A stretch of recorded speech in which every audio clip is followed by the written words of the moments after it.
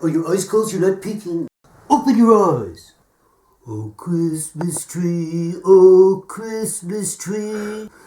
how lovely are your branches. Du grüßt nicht nur zur Sommerzeitgeist, nein, auch im Winter, wenn es schneit. O Tannenbaum, wie treu sind deine Blätter. Bladder? You're singing bladder. It's Blätter. It's Blätter. It's German. Don't you know German? If you learn a German song, you have to learn the right German, all right? You're not even singing it right. This is a surprise. I had to close my eyes for this. What is this? This is blasphemy, all right? This is total blasphemy. Look at how you're standing. Take a look at yourself. You don't like the costume? You are a blasphemer. Why are you standing like Christ on the cross? All right. You don't know anything about visual illusions and cinematic tropes. You don't know anything about that? About cinematic what? Look, you make up somebody in the form of a cross. All right, are you trying to tell me you've never studied The Graduate? You've never studied that work? The what? The Graduate of what? The film The Graduate. When they filmed Dustin Hoffman in the final church scene, all right, he's standing there. He's standing with his arms outstretched, all right, and he can't pound on the glass. All right, the story was that the guy who owned the church that they rented in order to film the scene, he was worried that the heavy glass was going to break if somebody was banging on it. So how do they film that? All right, so they have him kind of hold out his arms outstretched and kind of tap on the glass, kind of quietly. Everybody saw that, said he's Christ. Later he uses a cross to block the door, all right? So there's symbology, whether you want it or not. There's symbolism there, all right? So if you dress up somebody like a tree, but their arms are outstretched and they're singing a Christmas song, are you trying to make me think that that doesn't have anything to do with Christ on the cross? Well, I don't know, we didn't intend it. It does not matter whether you intended it. It is artistic negligence. You are granted artistic license under the condition that you do not violate pretense. The goons from the DMV, they'll come, okay? They will come and they will revoke your artistic license, all right, for gross negligence like that. All right, that's first of all. Second of all, what are you trying to pull on me? You're trying to convince me you're a Christmas tree. What kind of tree are you? Are you a spruce or are you a fir? Did I spruce up my fur? No, I'm asking you what kind of tree. Okay, fine. You can put your arms down. Come down from the cross, all right? 3 days have passed. Can you come down? What I am asking is what kind of tree are you supposed to be? A Christmas tree. All right.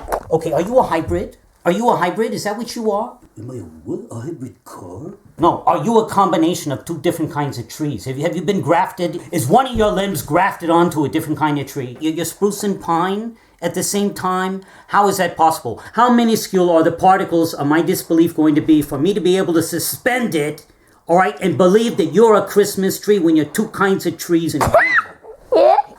The prop department suggested this. Who is the prop department? Oh, well, I said that we had these branches that we could use. You're the prop department now. We thought you would like the song. You thought I would like this butchered German? Is that an anti-Semitic slur? Are you trying to say that if you take good German and then you mess it up with English, it's going to be Yiddish, all right? You think that's funny? We found the lyrics online. Oh, did we get something wrong? You got the language all wrong, all right? I see, but, we're not finished yet.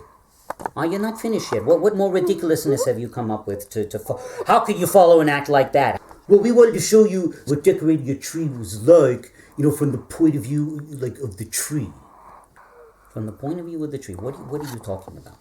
Well, we were gonna, Gabriel. Oh yeah, how'd it go? Did the wolf like it? All right, you can come out now, Gabriel. Were you in on this too? Did you know this was taking place and you let it take place without comment? Oh, was it my idea? Well, kind of. Yeah, well, all of us. We came up with it together, so you liked it. You didn't catch the symbolism, Christ on the cross of the tree, because he's holding his arms out to either side? Oh, well, we wanted him to look like a tree. It's not our fault that someone on a cross looks like a tree. Is that why they call them cross trees? You're trying to be funny? You're trying to be blasphemously funny? Is that what you're trying to be right now? Well, no, I just don't understand what we did wrong.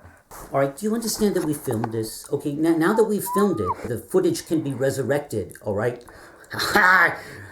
The film could be restored, all right, could be recovered, after being deleted even, all right? And so what I'm saying is that the kind of stuff that you're saying will get you in trouble with people who respect Christianity, whether you believe or not. It doesn't matter. You don't go around, you don't go around spitting on pentagrams just because you don't like Satanists. You've put your foot in it now, Gabriel. That's what, and you too, Miguel, and especially you, John. So what is this idea about he's going to be a tree for what? So from the point of view of the tree, what we mean is that, John would be able to comment, I don't know, maybe as a voiceover, or maybe diegetically, but he would comment on what's happening to him as he's standing there as a tree, and we would sort of get at the essence of what a tree feels at Christmas, after being sort of chopped and slowly dying a slow death like Christ on the cross.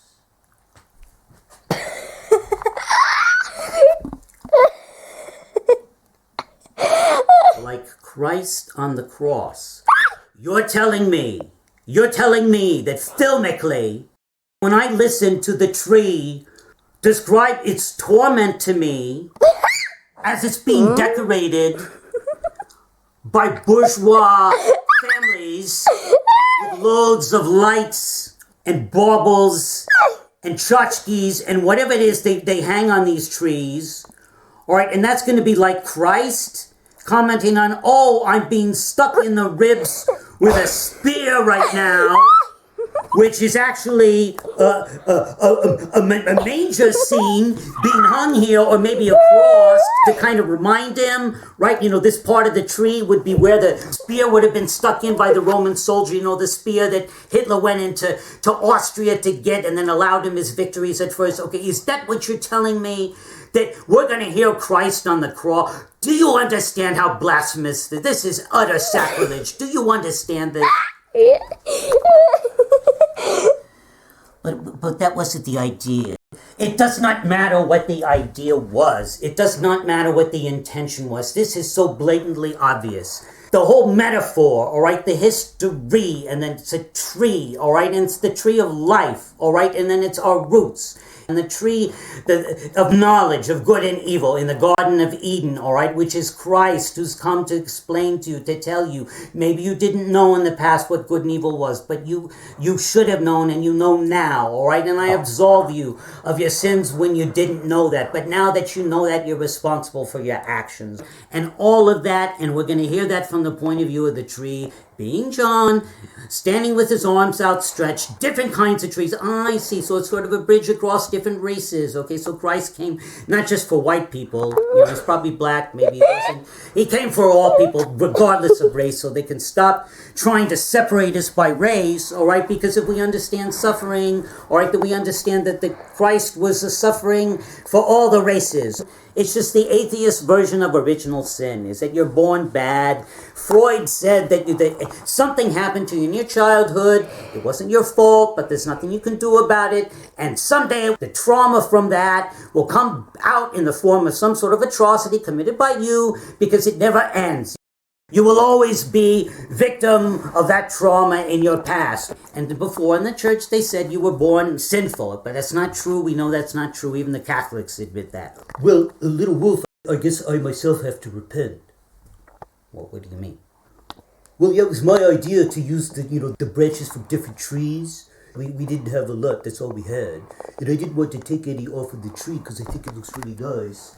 And I just kind of felt sorry for the tree, having to slowly, die. Okay, we gave it water, but we know that that's kind of prolonging the agony, so to speak. So somebody savagely, brutally murdered a tree, turned it into a cross on which to crucify, the Lord. That's a pretty serious kind of transgression. Arguably, it wasn't the tree's fault. They say the trees, knows what happens after they die, and maybe it knew, ahead of time that was going to happen, so a beaver could have come. It could have had the beaver come, knock it down, and then they never would use it for the cross.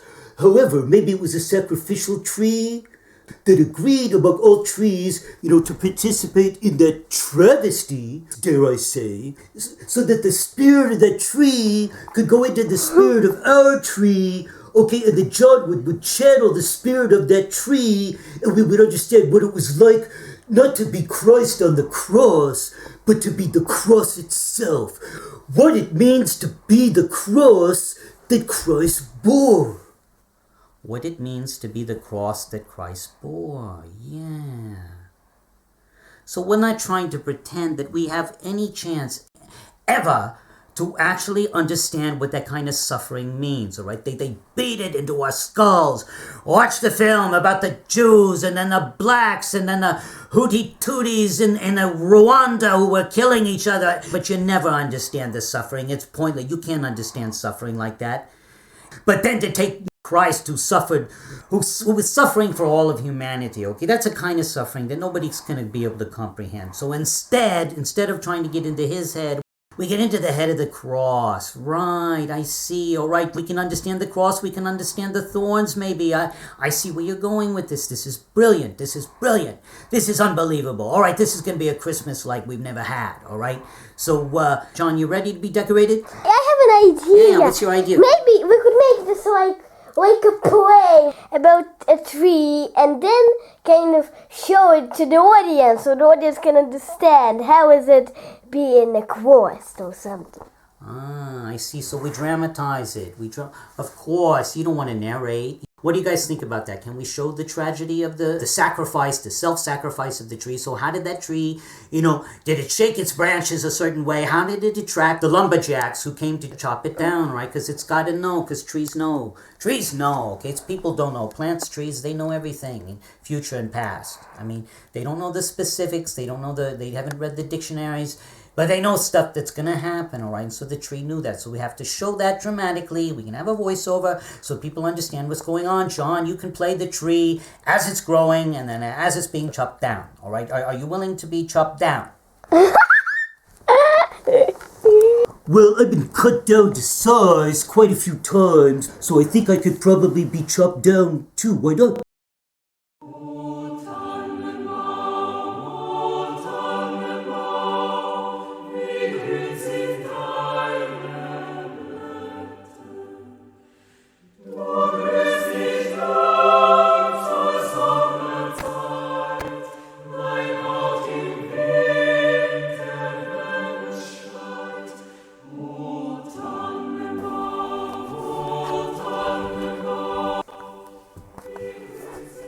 Good evening, everyone, and welcome. My name is Little Wolf. I'm the director of our improvisational theater.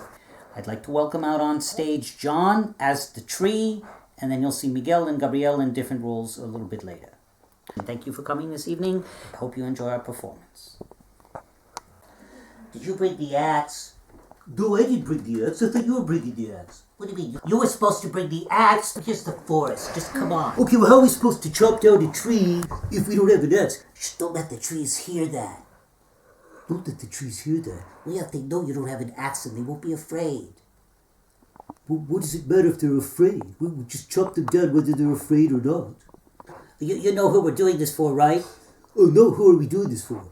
Well, there's some guy going around and saying that he's like a god or something like that, and people actually believe it. Oh, really?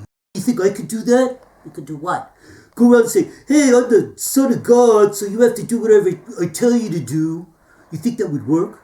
I don't think anybody would believe you. Well, you wouldn't believe me, obviously, because you know me, but do you think other people who didn't know me, you think they might believe? Well, I don't know. How would you do it? How would you convince them? Well, I'd say, well, I'm the son of God, and because of that, you have to, worship me and, wash my feet. Okay, but no, I mean, why would they do that? Why would they think that you're the son of God just by saying it? You'd have to do something amazing, like perform some kind of miracle. But you're saying that some guy did that? Well, yeah, apparently this guy did that. All right, and so the higher-ups, they're saying, we have to get rid of this guy because he's dangerous. Why would he be dangerous if nobody believes him? Well, the thing is that apparently people believe him because what he's saying, they say it makes sense. It makes sense? Well, yeah, they say that actually hearing somebody say something that makes sense is a miracle in and of itself. John, now it's your soliloquy. Oh my goodness! because I have a connection to nature, and that means God too, so I know what's actually going on, and this is a terrible travesty against all of creation. Somebody comes and says something about, people loving and being kind to each other and treating others as you would want to be treated yourself. I mean, it's not every day that, somebody says that. And nowadays we think, oh yeah, that wasn't such a big deal because that's kind of obvious that you don't want somebody to hit you in the face, so maybe you shouldn't hit other people in the face. Okay, but there was a time, when it wasn't obvious, obviously, if you had to come and explain that to people, they didn't know. And so they decide that even somebody like that, who's actually helping, the first person that comes along that actually, helps without, expecting something in return, they have to get rid of that person. Why? Okay, and I know about this, and I know that it's wrong. So, I have volunteered. I will allow myself to be sacrificed. So, chop down tree. Me, you can chop me down. Hey, what about this tree? Its branches are waving around. So what that the branches are waving around? Well, maybe it's a sign that this is the tree.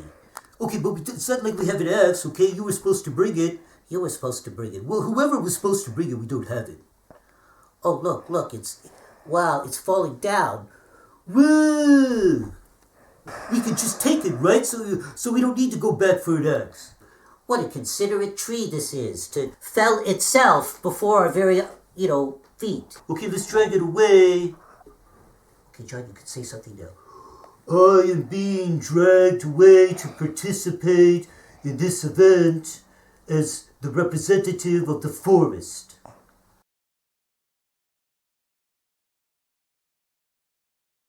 And always look on the bright side of life. Always look on the light side of life. If life seems jolly All right, thank you for coming back for the second act. So we've skipped over the part, all right, where they physically nailed the Son of God to a cross. We're not going to show any of that. What you're going to see is after the condemned criminals have been taken down, and then we're left with the crosses, all right, because that's the idea, is that we're talking about the cross that is born, meaning what the cross bears itself, all right, when it is laid bare, all right, when what was hidden becomes revealed. That's kind of what we're hinting at in tonight's performance. The woodsmen before have been incarnationally transformed into crosses. So you chop down a tree, you better be prepared that, that tree's going to come back to haunt you, all right, in more ways than one, all right, in your oversoul, okay, but you're one anyway, so more ways than one, but actually everything is one, and you're one with the tree, all right, but we're sort of artificially separating the entities so that we can examine the possible interrelationship that would arise if those entities were actually in reality separate. Okay, so I see our tree is impatient to begin. All right, gentlemen, take it away. Whew. Wow, what a relief that is. What do you mean? Okay, the guy I was holding up was saying, hey, they're punishing me, and I actually did this stuff, but I'm not sorry. Because look at the world I was brought up in that just made me feel like nothing almost since birth. And sometimes I went hungry because there weren't enough things for me, so I have to steal to get the stuff I need. And then after a life like that, they have the gall to punish me. And I'm supposed to say I'm sorry for what I did. I'm not sorry for it. That's kind of the way this guy was. And so he was a real burden to have to, hold up. Wow, talk about the cross we bear. I mean, the irony there. There's a lot of irony there. Do you see the irony? The irony? Well, what do you mean by irony? So we're crosses, but we're bearing things on us that are sometimes unbearable. Like your guy. What was your guy? Was he okay? Oh, my guy was really good. He was? Well, yeah, he became really light after a little while. And the guy in the middle explained to him that he's leaving this world, okay, but there's a better world after this world, and that if he could just find his peace with this world by repenting. He said, repent. Repent? What is repent? Well, it's like when not only do you feel sorry for what you did, but you acknowledge that, and you let the whole universe hear that you know that. So it's like complete accountability for everything you've ever done. Whoa, that sounds like a real burden to bear. It was like he wasn't even, it's like I couldn't feel him anymore. And I myself feel light, as if I could sort of levitate all the way up, and be with the grand tree. The grand tree? Well, in Valhalla, some kind of hall. It's a big hall with a lot of trees. Whoa, in Valhalla. Well, I kind of heard about that, but that's a myth. Myth? What do you Well, mean? what do you think myths are based on? Yeah, what do you mean? Teresa, what do you think about myths? I think that they're true. You think they're true? There you go. There's somebody who goes to school, not like you and me. That person knows something about myths, and she thinks they're true. You mean true archetypally or true like in reality, like in physical reality, like historical, concordance with actual events? Is that what you're saying? The history is based on actual events? You just don't come up with stories like that without any basis in actual fact. We're trying to show We're trying to some help. aspects of the story. It's like Rosencrantz and Guildenstern are dead, the top stoppered, where they show, what these minor characters would have been thinking and doing. So that's the opportunity tonight, is to see what, everything that touched the body of Christ, what it could have been thinking at that time. So that's kind of what we're doing. All right, you don't have to lay that bare, all right? Okay, audience, one second, please. Look, the purpose of art, all right, this is not a documentary. We're not making a History Channel documentary.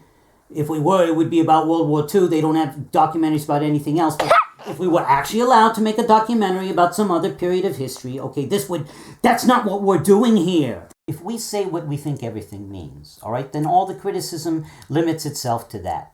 First of all, okay, because maybe we intended to have multiple symbols. Like Shakespeare, James Joyce, every word, it meant 5 different things in some contexts, all right? That's what we're doing here. First of all, that's intentional. Second of all, subconsciously, there could be all sorts of symbolism, all sorts of archetypes peeking out from behind the veil, so to speak, all right, in what we're doing. It's better that we wait for the attack before we counterattack. We don't want to show them what we have. We don't want to show them the aces up our sleeves. If I were wearing something, I have aces up my sleeves. That's not what we do. All right, so we do it first of all intentionally. Second of all, subconsciously. Third of all, people just use their imagination and they come up with stuff that we didn't even think of. All right, because if we tell them ahead of time, they're gonna say, "You're just trying to make us think that way, using reverse psychology to send us off in the wrong critical direction." Can we continue? Okay, let's not have the direct exposition. All right, can we do without that, please? All right, I know it's improv, but I know that it's hard. All right, but keep that to yourself. So to put that into the role, don't actually expositize it. What is so important about repenting? I mean, they keep going on and on about that. Well, it means comprehending. It means understanding. It means that if you know what lesson you were supposed to get in life and you got that, then you don't have to be reborn, okay? It's like leaving the wheel of life, the samsara. It's just the Christian way of expressing it. You have to understand what you did so you don't have to learn that lesson again. If you hit somebody, in anger, okay, doesn't mean somebody has to hit you for you to understand that. Sometimes that just makes you think that you have to hit more. If you can actually comprehend that what you did was wrong, then that's enough, and you don't have to be hit in the face 1,000,000 times, like a boot stepping on your face for all of eternity. You don't have to subject yourself to that if you don't subject others to that, and you don't expect that you deserve to be subjected to that out of some sort of guilt trip for what they did to Jesus Christ 2,000 or 1,000 years ago, however many it really was. That doesn't mean you have to go out and allow that to happen to you, and it certainly doesn't mean that you do it to other people. And when you comprehend all of that, you merge with the oversoul, with the spirit. And you got on that just by imagining that you're a cross? It's transformed me as an actor. Wow. Little Wolf, is it okay to talk about these things on stage? Well, yeah, I want to get at this. If the audience will allow, good, they're not leaving. The octopuses seem to be in a good mood. All right, John, tell me more about this transformation. It's like I see trees in a completely different light. They're all connected. They're all kind of one. If you cut off the branch of one, it like hurts all the trees at once. You kind of see that or feel that or what? I just know it. It's a knowing. Simply from imagining myself in the position of that cross. All right, and so what should be the takeaway for the audience then? I can't possibly convey in words. Look, there must be some other way. I mean, if you're saying, all right, that repentance is enough so that you can avoid additional incarnations of suffering, all right, then why would not their vicarious catharsis from hearing and seeing what you're saying and doing, couldn't that be enough? Well, I guess it could. I mean, if they were able really to imagine themselves in that role, like if they had a little bit of Stanislavski in them, if they're like maybe Slavs, or maybe if they were slaves in a past life, or is that the same thing? I don't know. It might be. What about the octopuses over there? Ah, the octopus are giving us three smiles there. All right, okay. Not that we think it's important to judge, and not that we necessarily care how we're judged, since we're not judging ourselves. But nevertheless, it is pleasant to see that you're appreciated. Thank you very much for coming this evening. Wait a second. Don't we have an Act 3? I thought we had an Act 3. Of course we did. Oh, yeah, of course, there's always a third act. If not, the producers never pick up what you've come up with. Yes, of course I know that. Okay, third act. All right, we'll take a short break, and then we'll come back for the third act. Oh, Christmas tree, how lovely are your branches. Du grüßt mich nur zur Sommerzeit, nein, auch im Winter, wenn es schneit. O Tannenbaum, wie treu sind deine Blätter. I'll put this ball on the tree with stars as a symbol of balls and stars, like the earth is a ball, almost. I will place a Christmas tree on the Christmas tree, kind of like a cross is for a Christian. An ornament that looks like a tree would be kind of like that for a tree. It would remind him, of his last end. Oh, the descent of his last end. Yes, like the snowflakes falling. Snowfall was general all over Western Ireland, or somewhere. Snowflakes as a symbol of originality. And even these are unique because we didn't really know how to cut them very well, and so we kind of messed up every time, but in a different way. Maybe I'll put this other tree over here so that the suffering can be balanced. So on both sides we have suffering trees that have been hanged, literally and figuratively, but literally on either side. We've got it all decorated. Is there anything left to do? Don't you remember? We have to ask the question. That's the question. Yeah, you remember we talked about it, during the intermission. Oh, right. Oh, Christmas tree, we have sung to you, and we call upon you with this incantation. I don't know the incantations. Just say it's an incantation what you're saying. We would like to know what it's like to be a tree being decorated. Oh, the things hung on me? You were doing it as signs. You were adding to the sign that I already am additional symbols which gave additional meaning to my meaning, so that from being meaningless, it became meaningful. And so therefore, when you filled me full of ornaments, although they were kind of hard to hold up, I've been holding my arms out, all day long, meaning my branches, meaning my arms. And that was actually kind of nice, even though a little heavy. Wow. That's heavy for our audience, too, it looks like. But they're kind of falling asleep. No, if people are yawning, that's not a sign that they're bored or tired. That's a sign that they've gone into a different mental state where they can imagine together with us. Do you think we should make them clap their hands and bring Tinkerbell back to life or something? No, but we could. We could have some interaction with the audience. Could we do that, Little Wolf? All right, well, what's your idea? Anybody in the audience who would like to come up and touch the tree, meaning me, as long as you're not poking me too hard, you can do that. Snaily, what are you doing here? Snaily. Oh, Snaily. Oh, that kind of tickles. All right, who's working Snaily? Come on. Gabrielle, you got it rigged so that. All right, Snaily. I didn't say you could come to my performance. I don't like you coming to opening night, but all your performances are improvisation. Every night is opening night. That means I never get to see him. All right, but I expressly forbid you, right? Because you're not ready for this kind of theological discussion. All right, we'll talk about the play later at home. Thank you very much, Gabrielle. Well, you're welcome. I was being sarcastic. Oh, well, it's my toy. It's the turtle and the chickie. Okay, here comes the dog. Okay, we know what dogs do to trees. All right, This is a very nice dog. I think trees and dogs, they're like friends. Like, people and dogs are friends, right? Well, yeah, they can be. All right, well, it's the same thing with trees. Wow, you learn something new every day. All right. Okay, so dogs can come up. Anybody else? All right, the critics are rolling in at this very moment as we speak. Rolling in. Here the critics are rolling in. All right. Did you like the performance? Looks like they did. They got smiles on their faces. That means a good review. All right, okay. So we don't need the rest of you anymore unless you really want to come up. We'll let you come up anyway. But we got the critics. We roped them in. But anyway, if you want to come up, you still can, all right? Or you can come to the reception afterwards. Sneely. Yeah. Before you go to bed, I want to talk to you about tonight. All right, what about tonight? All right, well, you saw a performance, all right? First of all, you went there, and I expressly forbid you to go. But why? Because it's a certain kind of theological discussion that they had tonight that I don't think you were ready for. But that's something that I want to find out right now. I want to get at how you perceived what you saw tonight. Well, I saw a tree, right? And the tree was alive, right? And then they came and they hurt it. Some people came and hurt the tree. I see. Why did they hurt the tree? Well, for nothing. The tree hadn't done anything wrong. Were there extenuating circumstances?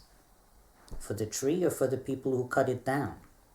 Well, for both. The ones who were cutting it down, if they refused, then they would be punished. I see. And what about for the tree? The extenuating circumstance for the tree was that it had agreed to be used in that way. Go on, all right. And then the tree, it was felled, or it felled itself. Well, yeah, it kind of fell itself. It was kind of like, I guess that was maybe an allusion to the fall, in the Garden of Eden. I hadn't thought of that. Well, you had the tree falling, all right, and then you had the people falling from grace, all right. In one case it's from grace, and the other case is from life. Maybe Adam and Eve, maybe they fell from grace. Maybe they wanted to participate in something bigger than they were, just like the tree was participating in something arguably bigger than it was. I don't mean the cross is bigger than the tree. I mean that the event is bigger. And so maybe the people who fell from grace, maybe they did that too, like the tree. Maybe they volunteered. They volunteered to come into this reality with all of the music, the elevator music, and the fardels we bear, and the slings and the arrows. Are you telling me somebody volunteered to do that? Is everything that bad? What do you mean? I haven't carried any fardels. I don't even know. I wouldn't know where to find a fardel. Where do you find a fardel? All right, it's an old word. If people look down on me, most people do. Most are taller than me. But if they look down on me, that's all right. I still look up to them. I'm shorter. But in more ways than one, I look up to them. Okay, even if they look down on me. So that's all right. That's tolerable to me. Well, is there not something that's intolerable to you? If the tree can stand being treated in that way, they treated it to ignominy, all right, and humiliation, all right, and abuse, and being used for their nefarious purposes, of nailing people to the cross for being good people, all right? That's what they do sometimes. At least to believe John's interpretation of the tree, all right? I learned from that. I learned that you can tolerate almost anything, all right? You can tolerate it. And if a tree can do that, then I think that why can't I? All right, but to be completely honest, I was not completely happy with John's performance tonight. You weren't? Why not? Do you think what he said wasn't right? What he said made sense, but the way he said it was not the way you would speak if you had been totally transformed as an actor or even as a person. Well, what do you think he should have done? Well, I don't know. It's like the story. I mean, they could be just stories. I don't care, though, all right? It makes sense, all right, that somebody would ask you, like, what is truth? And how would you answer a question like that? Truth. Well, truth is truth. That's the truth. The truth is truth. All right, but what does that mean? You're defining something with itself. Well, what else is there? What do you mean? Well, I mean, if everything is truth, then how could anything be anything but truth? How do I define it by something else if that's all there is? What do you mean that's all there is truth? Well, I don't know. I mean, people would say that love is all there is. Nothing would exist if it hadn't been created. And every particle is participating in the creation. So it's doing that out of love, in spite of all the fartles. In spite of that, they agree to come and help people learn lessons, all right? So that must be out of love. All the particles of consciousness participating in that out of love. They're helping everybody to attain truth. So that's everything. Truth is everything, and therefore I'm not defining it with itself. I'm defining it with itself because it is nothing except itself. You got all that out of tonight's performance? Well, no, I have my own right to interpretation, don't I? Well, of course you do. So why is it you didn't want me to go? You want to know the truth? Well, yeah, I do. Well, because I thought you would see that I was not worthy. Not worthy? Not worthy of what? Well, not worthy to direct something like that. I mean, it's not like, I'm not Mel Gibson, I didn't show a bunch of blood and gore, okay, but what do I know about transformations? You know, I'm sitting here and sort of I'm sitting here and expostulating on the ramifications of resurrection and transformation and transfiction and transfusion and all of that. But what do I really know about all that? I don't know. You got as much right as the next guy, don't you, to talk about it? Well, then why not you? Why not you? Better you than some hack, some mediocre hack in a sitcom, all right? With the goofy situations that are all artificially, they're all contrived. They make no sense. There's no through line. The Seinfeld, the thing that was famous for being about nothing. The whole thing had no meaning. All right, and then the characters were always mean to each other. They didn't really like each other. All right, and it's famous for that. And people think that's cool. They watch it. And they quote it like every night. And then they watch reruns. And then they go around saying, "Oh, I'm like Kramer, and I'm like the soup Nazi," and and all that. I mean, what is that? That's totally ridiculous. All right, so even a hack like that, could has something to say. Then why not you? All right, Snaily, thank you for that encouragement, but that does not change the fact that I am not capable of that kind of a transformation, and I would have to confess to that shortcoming in myself. For some reason, I didn't want everything in my surroundings to be aware of certain aspects of myself. Come on, what can you hide from me?